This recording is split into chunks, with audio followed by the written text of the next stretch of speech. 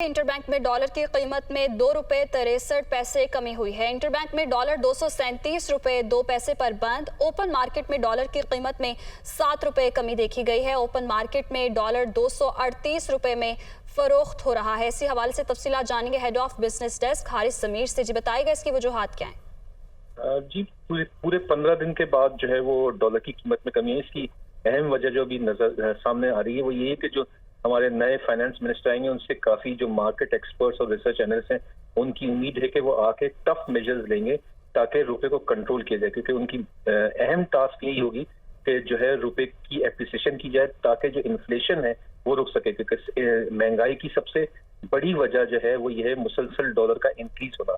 तो उससे उम्मीद लगाई गई है कि जो है वो आते के साथ वो ऐसे स्टेप्स लेंगे जिससे इंपोर्ट डिस्करेज हो और एक्सपोर्ट्स में इजाफा हो।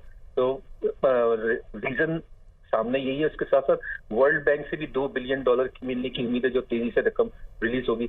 तो लगता ये है कि आने वाले वक्त में शायद डॉलर पे और प्रेशर आए और 2 से 3 रुपए मजीद कमी हो। जी बहुत शुक्रिया हारिस समीर, आपने अपडेट किया।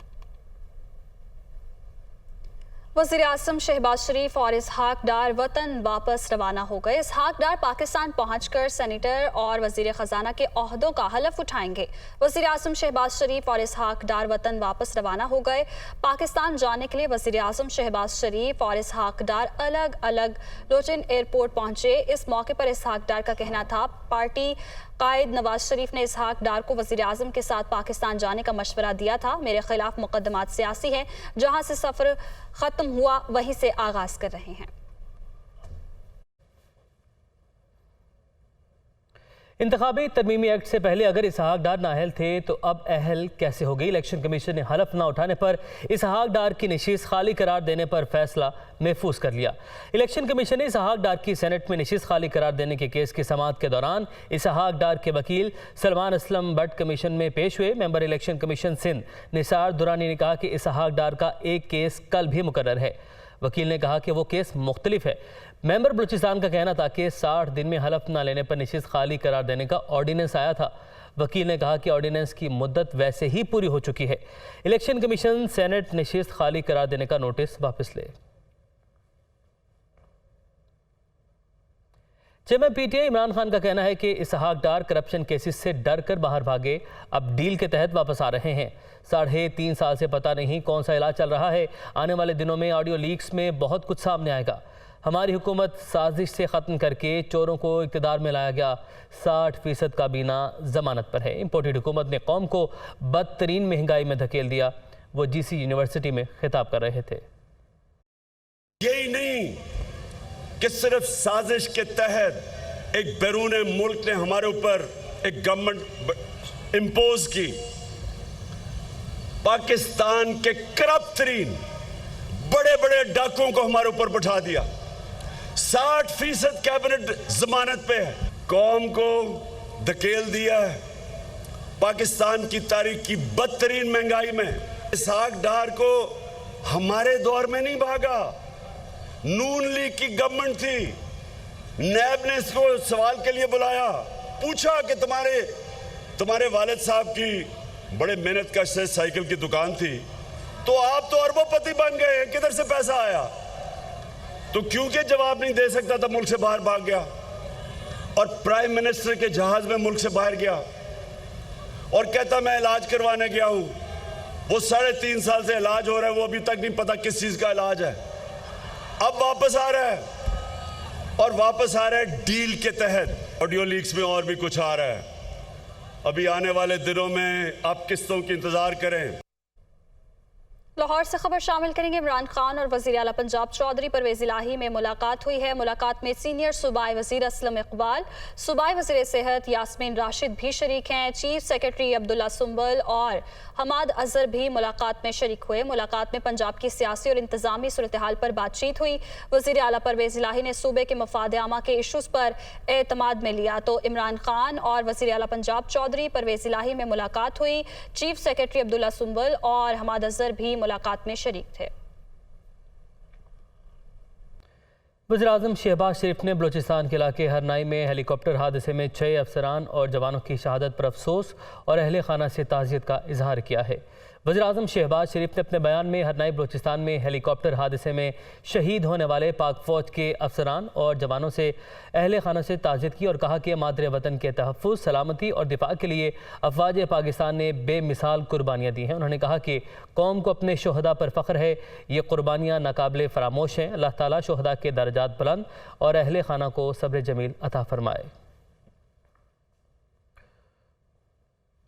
अवामी मुस्लिम लीग के सरबराह शेख रशीद ने कहा है कि PDM के मुस्तकबिल का फैसला 15 नवंबर से पहले हो जाएगा। IMF के बावजूद इसहाक डार डॉलर, बिजली, गैस और आटे का क्या करें जो मिफ्ता नहीं कर सके। साबिक वज़ीर दाखिला शेख रशीद ने अपने ट्वीट में कहा कि वज़ीर-ए-आज़म के जहाज़ में भागा हुआ मफरूर 5 साल बाद वज़ीर-ए-आज़म के साथ आ रहा है। ये चोरी और सीनाजोरी है। शेख रशीद ने कहा कि PDM के मुस्तकबिल का फैसला 15 नवंबर से पहले हो जाएगा। 12 घंटों में 3 ऑडियो लीक्स का वक्त अहम और तशवीशनाक है। IMF के बावजूद इसहाक डार डॉलर, बिजली, गैस और आटे का क्या करेंगे जो मिफ्ता नहीं कर सके। पेशावर से खबर शामिल करेंगे। गाड़ियां चोरी करने में मुलविस 3 रुकनी गिरोह गिरफ्तार। 9 गाड़ियां बरामद कर ली गई हैं। गाड़ियों के चेसिस नंबर तब्दील करके मालाकंड, लंडी कोतल और हज़ारा मुंतकिल किया जाता था। बरामद की गई गाड़ियां असल मालिकान के हवाले भी कर दी गई हैं। SP कैंट की जानिब से बताया गया है और जेल से रिहा होने पर मुलजिमान ने नया ग्रुप तश्कील दिया था और उसके बाद उनकी जानिब से चोरियों की जो कार्रवाई है उसको मजीद उनकी जानिब से इसको तेज़ किया गया। उन्होंने मुख्तलिफ गाड़ियाँ चोरी की। 3 रुकनी ये गिरोह था जिसको गिरफ्तार कर लिया गया है और उनसे 9 गाड़ियां बरामद करके उनके मालिकान के हवाले कर दी गई हैं। गाड़ियों के चेसिस नंबर तब्दील करके मुख्तलिफ शहरों में मुंतकिल किया जाता था। मुल्क में डेंगू के वार जारी हैं। पंजाब में 24 घंटे के दौरान मजीद 128 केसेस और कराची समेत सिंध भर में 419 नए केसेस सामने आए हैं। सेक्रेटरी सेहत के मुताबिक रावलपिंडी से 45, लाहौर से 33 और गुजरावाला से 15 केसेस रिपोर्ट हुए। रवां साल अब तक पंजाब भर में डेंगू से 8 हलाकतें रिपोर्ट हुई। उधर कराची समेत सिंध भर में 419 केसेस रिपोर्ट हुए, जिनमें से 343 केसेस सिर्फ कराची में सामने आए। खैबर पख्तूनख्वा में 24 घंटे के दौरान 213 नए केसेस रिपोर्ट हुए। सूबे में अब तक 7 अफराद जाम बहक हो चुके हैं। बलूचिस्तान में अब तक 3268 केसेस सामने आ चुके हैं। बराह रास्त आपको ले चलेंगे। मुर्तजा वहाब प्रेस कॉन्फ्रेंस कर रहे हैं। सेंट्रल के अंडर पासेज आज रिहेबिलिटेट हो रहे हैं, उसकी सड़क बन रही है, उसकी ड्रेन ठीक की जा रही है, लोगों को पसंद नहीं आ रहा। अगर ICI ब्रिज वापस बनाया जा रहा है, टूट गई है सड़क, इंफ्रास्ट्रक्चर गिर रहा था उसका, लोगों को पसंद नहीं आ रहा। वो डॉकयार्ड रोड, फिशरीज की रोड बनाई जा रही है, लोगों को पसंद नहीं आ रहा। शहर के 7 अजला में इस वक्त अल्हम्दुलिल्लाह काम चल रहा है, तरक्याती काम चल रहा है। वो पार्क्स जो कि माजी में जिनके दरवाजे शहरियों के लिए बंद कर दिए गए थे, मेरा दफ्तर था, आपका दफ्तर था, उन पार्क्स को खुलवाया जा रहा है। लोगों को अच्छी नहीं लग रही है चीज़। अगर वो लियाकताबाद से लजबेला की रोड को बनाया जा रहा है, लोगों को पसंद नहीं आ रही है बात कि क्यों कोई कराची की बात करता है, क्यों कोई कराची की आवाम के मसाइल को हल करने के लिए दिलचस्पी रखता है। अगर आज ज़िला कोरंगी के अंदर कचरा सॉलिड वेस्ट के जरिए उठाया जा रहा है, सेंट्रल के लिए उठाया जा रहा है, तो सिंध हुकूमत के इश्तराक से, ताउन से उठाया जा रहा है। मुझे मदद करते हैं वो, मैं मुकदमा लड़ता हूँ, मेरी पार्टी मुझे सपोर्ट करती है, मेरी हुकूमत मुझे सपोर्ट करती है। मैं कहीं खड़े होकर आपको ये नहीं कहता मेरे पास इख्तियारात नहीं है। ये सारा काम हो रहा है, पता नहीं क्यों लोगों को मिर्ची लगती है। मैं माजरत के साथ आज हमेशा, कभी आप मेरे साथ कागजात के साथ मैं प्रेस कॉन्फ्रेंस नहीं करता हूँ, दिल से बात करता हूँ, आज भी दिल से बात करूँगा। व तु इज़्ज़ु मन तशा व तु ज़िल्लु मन तशा। मेरे लिए सबसे आसान काम था कि वज़ीर आज़म को रिक्वेस्ट करता कि वज़ीर आज़म साहब इतने पैसे दे दें, वज़ीर आला को रिक्वेस्ट करता इतने पैसे दे दें। मैंने कहा नहीं, मैं कहा जो शहर जिसके बारे में हर कोई कहता है ये मुल्क चलाता है, ये कैसे हो सकता है कि उस शहर का बल्दियाती इदारा अपनी तनख्वाहें पेंशन नहीं पे कर सकता? ये कैसे हो सकता है कि वो सड़कें पार्क नहीं बना सकता, अंडरपासेस को ठीक नहीं कर सकता? क्यों हम अपने इदारों को तज़हीक के साथ देखते हैं? क्यों हम वसीम अख्तर की बात करते हैं, जमशेद नुसरवान जी की बात क्यों नहीं करते?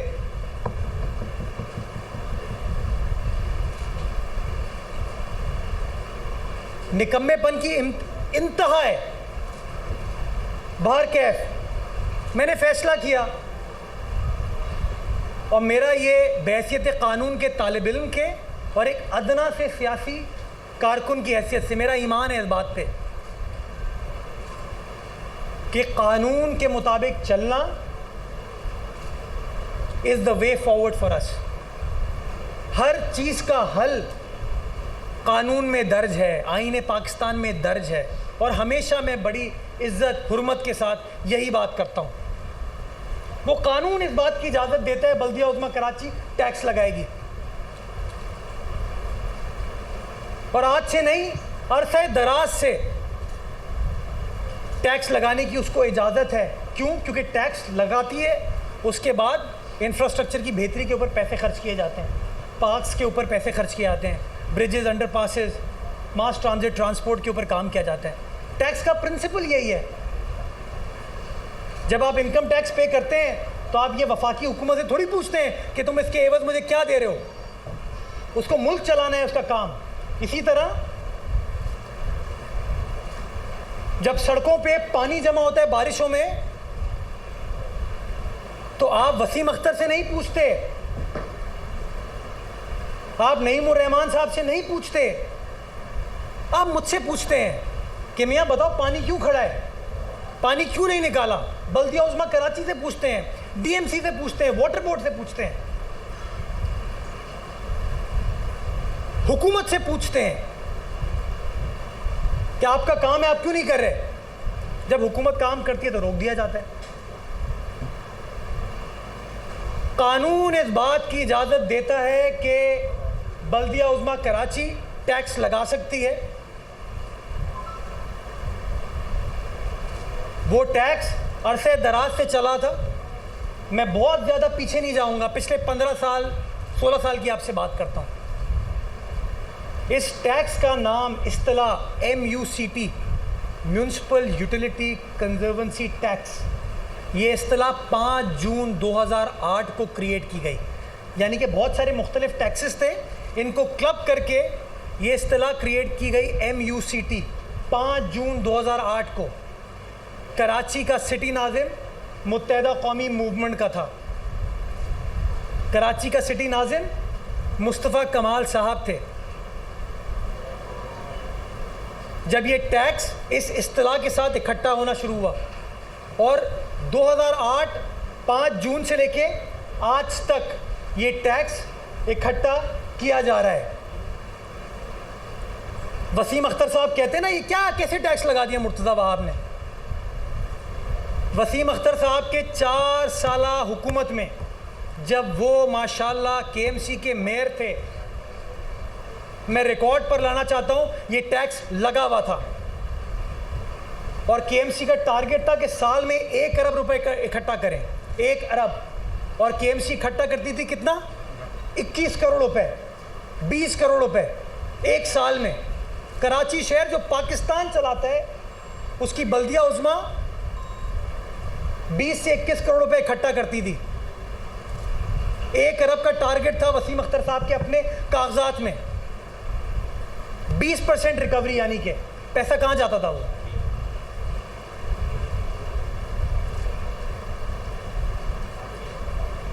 वसीम अख्तर साहब के दौर में और माजी में भी ये काम बल्दिया उज़्मा कराची ने, KMC ने एक प्राइवेट कंपनी को सौंपा हुआ था और उसका आखिरी मुआहदा वसीम अख्तर साहब के दौर में 2017 में हुआ, जब KMC ने स्प्रिंट लिमिटेड नामी कंपनी, प्राइवेट कंपनी को ये ठेका दे दिया कि बल्दिया उज़्मा के बिहाफ पे आप ये टैक्स इकट्ठा करोगे, और कागजात के मुताबिक सालाना 4 करोड़ 39 लाख रुपए आपको टैक्स इकट्ठा करने की मद में सर्विस चार्जेस के तौर पर मिलेंगे। यानी कि 20-21 करोड़ रुपए इकट्ठा होगा, 4.5 करोड़ रुपए दे दिया जाएगा। तो केएमसी के अकाउंट में कितने पैसे आएंगे? 16 करोड़ रुपए। क्या 16 करोड़ रुपए में शहर चल सकता है? मैंने गलती ये की कि मैंने जेब से मोहब्बत नहीं की, मैंने केएमसी से मोहब्बत की। मैंने जेब से मोहब्बत नहीं की, मैंने केएमसी से मोहब्बत की। और मैंने फैसला किया कि वो प्राइवेट कंपनी के जरिए जो आप टैक्स इकट्ठा करते हैं, वो आप प्राइवेट कंपनी के जरिए इकट्ठा नहीं करेंगे, क्योंकि उसमें खुर्द-बुर्द होने का खदशा है। कोई चेक एंड बैलेंस नहीं है, कोई अकाउंटेबिलिटी नहीं है, कोई ट्रांसपेरेंसी नहीं है। और मैंने इंतखाब किया कराची इलेक्ट्रिक का, मेरी एडमिनिस्ट्रेशन ने इंतखाब किया कराची इलेक्ट्रिक का। क्यों? क्योंकि कानून इस बात की इजाज़त देता है, कानून इस बात की इजाज़त देता है कि टैक्स बल्दिया उज़्मा कराची किसी और के ज़रिए इकट्ठा कर सकती है। और माजी में मैंने आपको मिसाल दे दी कि वसीम अख्तर साहब के दौर में भी ये स्प्रिंट प्राइवेट लिमिटेड नामी कंपनी से के ज़रिए टैक्स इकट्ठा किया जा रहा था। मैंने सिर्फ डिफरेंस क्या किया कि यार ये प्राइवेट अब लेन देन नहीं होगा, ये सरकार के ज़रिए काम किया जाएगा। के इलेक्ट्रिक एक पब्लिक लिमिटेड कंपनी है, उसके अकाउंट्स, उसकी बैलेंस शीट, उसके अकाउंट्स, उसकी बैलेंस शीट पब्लिक होती है। अगर उसके अकाउंट में, बैंक अकाउंट में 100 रुपये भी आते हैं ना, तो उसका ऑडिट होता है, उसकी जवाबदेही होती है। मैं और आप चेक कर सकते हैं कितने पैसे आए, कितने पैसे नहीं आए। मैंने फैसला किया कि ये निज़ाम बेहतर है कि बजाय इसके कि प्राइवेट ठेकेदारों को ये चीज़ दी जाए, एक बड़ी कंपनी को ये काम दिया जाए जो कि ट्रांसपेरेंट तरीके से पैसे को इकट्ठा करे। और जहाँ खुर्द-बुर्द होगी, केएमसी नेपरा से भी बात करेगी, एससीसीपी से भी बात करेगी और अपने मामले को रिजॉल्व कराएगी। मैंने उनसे मुआहिदा किया कि हर महीने आप हमारे जो पैसे वसूल करेंगे वो आप केएमसी के अकाउंट में मुंतकिल करेंगे। इस काम को करने के लिए कानूनी एतबार से सिंध लोकल गवर्नमेंट एक्ट का सेक्शन 100 मुझे इस बात की इजाज़त देता है। उसके तहत ये काम स्टार्ट हुआ। ये मामला काबीना में लेके गए, सिंध की आईनी हुकूमत की काबीना ने उसकी मंजूरी दी, रूल्स की नोटिफाई किया। उसके बाद हमने के इलेक्ट्रिक के साथ 1 साल की मेहनत के बाद, 1 साल की तगदो जिद्दोजहद के बाद मैं उस स्टेज पर आया कि आज बल्दिया उज़्मा कराची अपने पैरों पर खड़ा होने जा रही थी। क्यों? कि वो टैक्स जो कि 16 करोड़ रुपए अकाउंट में आता था, वो टैक्स अब 3.25 अरब रुपए केएमसी के अकाउंट में आएगा। कितने? 3.25 अरब रुपए। 16 करोड़ 3.25 अरब। वो 3.25 अरब रुपए मेरे पास, मेरी जेब में नहीं आएंगे, मेरी इंतज़ामिया की जेब में नहीं आएंगे, केएमसी के अकाउंट में आएंगे। और जो भी अगला केएमसी का मेयर होता है, जिसको कराची वाले इलेक्ट करते हैं, जिसको भी करते हैं, उसके पास वो 3.25-3.5 अरब रुपए होंगे। और आप बहसियत सहाफ़ी, बहसियत शहरी ये सवाल पूछ पाएंगे उससे कि भाई ये बताओ कि पैसे कहाँ गए, ये क्या अखराजात तुमने किए, कौन सी सड़क बनाई, कौन सा नाला ठीक किया, कौन सा पार्क ठीक किया। लेकिन कुछ लोगों को ये मंजूर नहीं था। आपने देखा सियासी नुक्ताचीनी स्टार्ट हो गई। मैंने बड़ी मुश्किल से के इलेक्ट्रिक को कायल किया था। मैं शुक्रगुजार हूँ अपनी हुकूमत का जिसने मेरी मदद की, के इलेक्ट्रिक की इंतज़ामिया का जिसने इवेंचुअली हमारी बात से इत्तफाक किया और मुआहिदा हुआ। मैं ये भी बताना चाहूँगा कि मुस्तफ़ा कमाल के ज़माने में ये टैक्स 5,000 रुपये था। 200 रुपये से स्टार्ट होता था और 5,000 रुपये तक जाता था। कितना? 200 रुपये से स्टार्ट होता था और 5,000 रुपये तक जाता था। और वसीम अख्तर साहब के ज़माने में ये टैक्स इसी तरीके से 200 रुपये से लेके 5,000 रुपये तक वो इकट्ठा करते थे। मैंने कराची वालों को रिलीफ दी, उस टैक्स को कम करके 50 रुपये कर दिया और ज़्यादा से ज़्यादा 200 रुपये कर दिया। 5,000 की चीज़ को मैं कम करके 200 रुपये ले आया और आमदनी जो कि 16 करोड़ थी वो बढ़ा के 3.25 अरब रुपए कर रहा था मैं, और सब डॉक्यूमेंटेड होता, आपको नज़र आता, मुझे नज़र आता।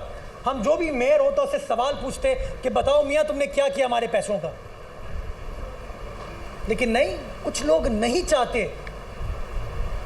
कुछ लोग नहीं चाहते कि शहर के इदारों के पास पैसे हों, कुछ लोग नहीं चाहते कि शहर के अंदर सस्टेनेबल डेवलपमेंट हो, कुछ लोगों को अच्छा नहीं लग रहा कि मीना बाजार की सड़क बन रही है इस वक्त, कुछ लोगों को अच्छा नहीं लगता कि अब मेयर केएमसी, एडमिनिस्ट्रेटर केएमसी का दफ्तर फाल है, वो केडीए से भी बात करता है, सॉलिड वेस्ट से भी बात करता है, वाटर बोर्ड से भी बात करता है और कहता है बताओ क्या काम कर रहे हो।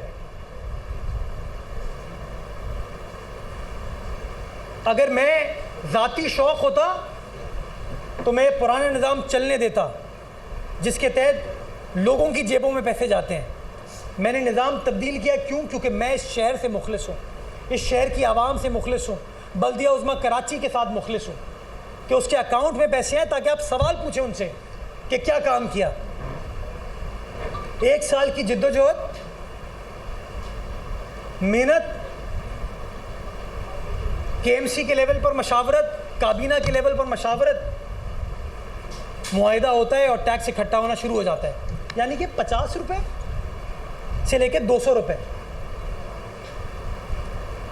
मैं बताना चाहूँगा बल्दिया उज़्मा कराची जो टैक्स ले रही है, यही फ़ी पीटीवी का लाइसेंस फ़ी की मद में हर कराची वाला के इलेक्ट्रिक के ज़रिए देता है 100 रुपये।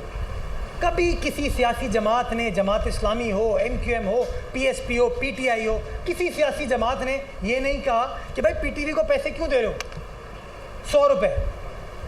लेकिन बल्दिया उज़्मा कराची अगर 50 रुपये लगा दे तो लोगों को पसंद नहीं आती बात ये। क्यों? क्योंकि माजी में वो जो 5,000 रुपये थे वो किसी की जेब में जाते थे, अब ये जो 50 रुपये हैं ये बल्दिया उज़्मा के अकाउंट में आएंगे, तो लोगों को नेचुरली ये बात पसंद नहीं आई। प्रेस कॉन्फ्रेंस, कोई कचरा फेंक रहा है, जो लोग कचरा फेंक रहे हैं उन अहमकों को नहीं पता कि बल्दिया उज़्मा कराची कचरा ना आज उठाती है ना कल उठाती थी, ये DMCs का काम था। लेकिन नहीं, हक़ाइक़ पर मबनी बात नहीं करनी, लोगों को मिसगाइड करना है। तो आज अदालत में केस लगा,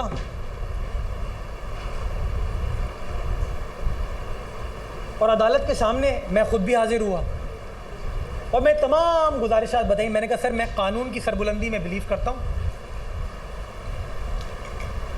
कानून इस टैक्स की लगाने की इजाज़त देती है, ये टैक्स को लगाया जाए। मुझसे सवाल पूछा गया, नहीं टैक्स तो बिल्कुल ठीक है, ये कहा गया अदालत में, भरी अदालत में, टैक्स बिल्कुल ठीक है, टैक्स आप लगा सकते हैं।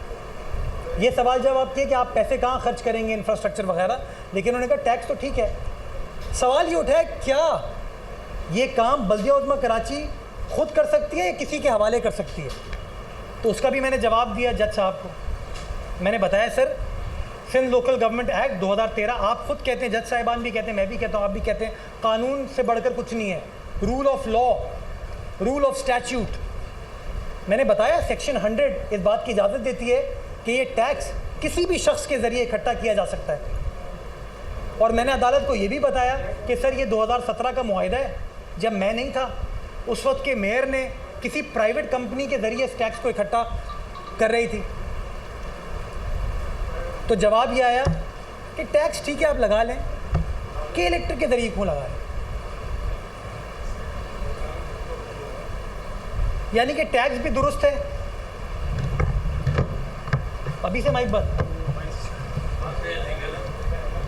तशा व तुज़िल्लु मन तशा।